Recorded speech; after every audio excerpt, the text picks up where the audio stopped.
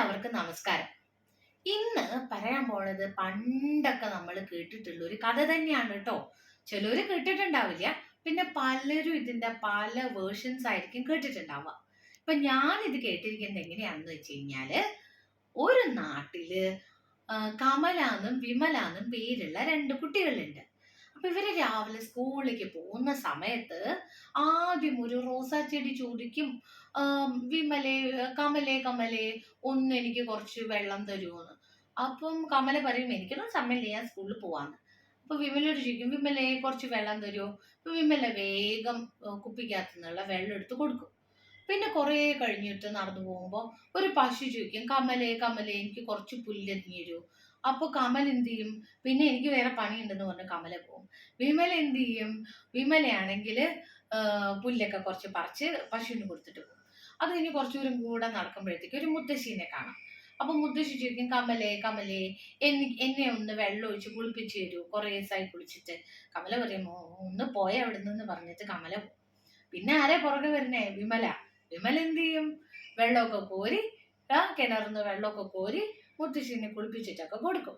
എന്നിട്ട് പോകുന്ന ടൈമില് മുത്തശ്ശി പറയുന്നുണ്ട് കേട്ടോ, കമലയോടും പറയുന്നുണ്ടേ, ഇങ്ങനെയാണ് അത് കഥ അവസാനിക്കുന്നത്. എന്താ പറയുന്നതെന്ന് വെച്ച് കഴിഞ്ഞാല്, അപ്പുറത്തൊരു കുട ഇരിപ്പുണ്ട്, വേണമെങ്കിൽ അത് എടുത്തിട്ട് പൊക്കോന്ന്. കമല വീട്ടിൽ പോയി തുറന്നു നോക്കുമ്പോ അതിനകത്ത് നിറച്ച് പാമ്പും കുട്ടികളായിരിക്കും. വിമല അത് തുറന്നു നോക്കുമ്പോഴത്തേക്ക് അതിനകത്ത് നിറച്ച് സ്വർണ്ണ നാണയായിരിക്കും എന്നൊക്കെയാണ് കഥ. പക്ഷെ സത്യത്തിൽ നടന്നത് എന്താ അറിയോ, ഇവര് വളർന്നു വലുതായി കേട്ടോ. വളർന്നു വലുതായി വലുതായി എന്തായിന്ന് വെച്ച് കഴിഞ്ഞാല്, കമല ഓഫീസിലൊക്കെ പോയാലും കാര്യങ്ങൾ ചെയ്യും, നല്ലൊരു ലീഡർഷിപ്പ് ക്വാളിറ്റിയിലെല്ലാം ചെയ്യും. പക്ഷെ വിമല എല്ലാം അവിടെ പോയാലും ഒന്നും ചെയ്യാൻ പറ്റില്ല. കാരണം എല്ലാം ഒരു ഒരു ഫുൾ ടൈം ഗിവർ ആണ്. എല്ലാം ഇങ്ങനെ ചെയ്തു കൊടുത്തുകൊണ്ടിരിക്കും. അല്ലെങ്കിൽ ഒരു നോ പറയാൻ കിട്ടില്ല വിമലയ്ക്ക്. വിമലയാണെങ്കിൽ എന്തേലും പറയുമ്പോഴത്തേക്ക് ഇരുന്ന് കരയും. അങ്ങനെയൊക്കെ ആയിപ്പോയി. ഈ കഥയൊക്കെ ഉണ്ടല്ലോ ചെറുപ്പത്തില്. എനിക്ക് തന്നെ വീട്ടിലാണെങ്കിലും എന്റെ മേമയാണെങ്കിലും ഒക്കെ എന്നും പറഞ്ഞു തരുന്ന കഥയാ, രാത്രി കിടന്നുറങ്ങുന്ന സമയത്തൊക്കെ.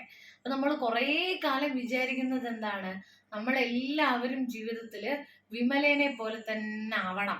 എല്ലാ സമയവും നമ്മൾ വിമലേനെ പോലെ ആവണം. ആ നമുക്ക് വയ്യെങ്കിലും വേണ്ടില്ല, ചെയ്യാനൊന്നും പറ്റില്ലെങ്കിലും വേണ്ടില്ല, നമ്മള് നല്ലത് ചെയ്യണം എന്നൊക്കെ പറയും. പക്ഷെ അറ്റ് ടൈംസ് നമ്മൾ എന്തും കൂടെ ആയിരിക്കണം, കമലയുടെ പോലെ കൂടെ ആയിരിക്കണം.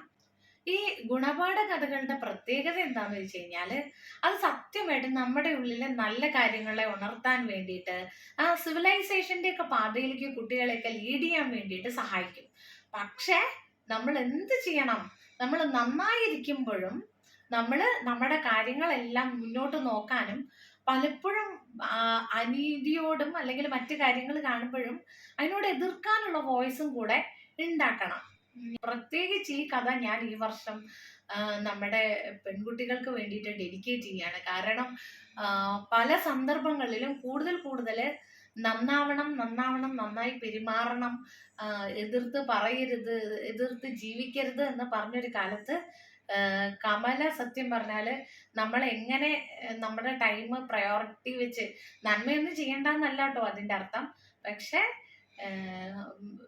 ഒരു ഒരു ഇൻഡിവിജ്വൽ കെയറും എന്നാൽ ഒപ്പം കണക്റ്റഡ് ആയി ഇരിക്കാനും കൂടെ പറ്റുന്ന പോലെ നമുക്ക് ജീവിതം മുന്നോട്ട് കൊണ്ടുപോകാൻ പറ്റട്ടെ എന്ന് ആശംസിച്ചുകൊണ്ട് താങ്ക് യു.